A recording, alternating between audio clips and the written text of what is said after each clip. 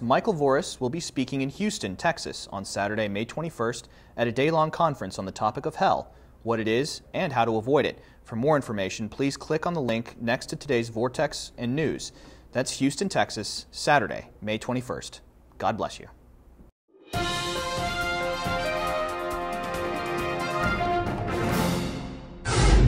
Hello, and welcome to today's edition of Catholic News Roundup. I'm Matthew McAuliffe. Utah keeps conscience clause. Healthcare professionals in Utah can breathe a sigh of relief because a new law protects them from having to kill babies. Republican Representative Carl Wimmer sponsored a bill protecting hospitals from having to perform abortions and says he created the bill after two doctors approached him, afraid that they would be forced to kill children in the womb. The new law specifically prohibits doctors from being fired for refusing to perform abortions, which was not in the version of the conscience clause booted by Obama. Winter is undeterred, saying though Roe v. Wade tramples on the right of all states to ban abortion, he will push until it is overturned. UN invades family tradition, an unprecedented effort to further the homosexual agenda, and Argentina's government is distributing a homosexual magazine created by the United Nations to every household in the country. The propaganda's objective is to guide parents in educating their children to accept dysfunctional same-sex lifestyles as normal. The publication contains lewd images and expresses human sexuality as a, quote, mere instrument of referential pleasure, while telling parents to explain to their kids that, quote, families with two fathers or two mothers are perfectly okay. The UN initiative follows recent Brazilian legislation recognizing same-sex marriage and is yet another example of the homosexual agenda forcing itself upon cultures across the world. Tax dollars and terror. The Obama administration will provide some $3 billion to Pakistan in the coming fiscal year, but some are questioning their value as an ally in the war on terror. Fox News reports the U.S. has given over $20 billion to Pakistan since 9/11, but opposing lawmakers are also introducing a bill to cut off aid completely.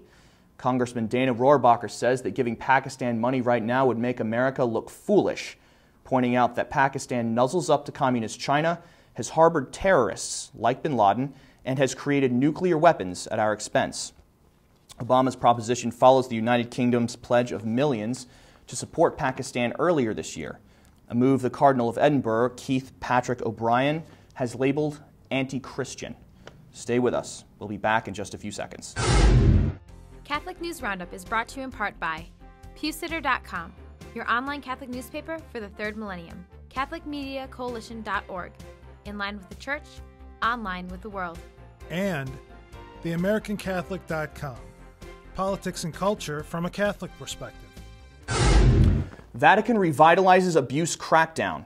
The Vatican has mandated the bishops of every country around the world to create specific guidelines for handling sexual abuse cases within the next 12 months. Vatican spokesman Father Federico Lombardi says the precise deadline and short period of time left for the drafting of the guidelines shows exactly how serious the Vatican is taking the matter. The letter states that the new requirements are not going to be binding, but should set a groundwork from which all bishops can draw procedures when dealing with abuse cases. Critics of the Vatican's letter say that little will come of this action because it is non-binding, accusing bishops of ignoring and even concealing sex abuse in certain cases. To see a copy of the letter, click on the link right over here. And lastly, tradition returns to St. Peter's. The traditional Latin Mass was celebrated for the first time in 40 years at the altar of the chair in St. Peter's Basilica this past Sunday. Among the hundreds present for Mass were members of the Fraternity of St. Peter and Youth in Tradition, two supporting groups of the Tridentine Mass across the world. The Mass concluded the third conference of the Motu Proprio Summorum Pontificum, which expands the unfettered celebration of the traditional Roman Rite. I'm Matthew McAuliffe. Thanks for tuning in. Be sure and tune in tomorrow for your daily dose of Catholic News Roundup right here on RealCatholicTV.com. And be sure to check out The Vortex today, where Michael will talk about who goes to hell. Thanks for tuning in. Be sure and tell all your friends about us. And as always, God bless you. Catholic News Roundup is brought to you in part by NewOxfordReview.org, the voice of Catholic Orthodoxy, in print and on the web, and RenewAmerica.com, expanding the influence of America's grassroots in the cause of freedom. CatholicUnderground.com, the podcast about our Catholic faith and new media.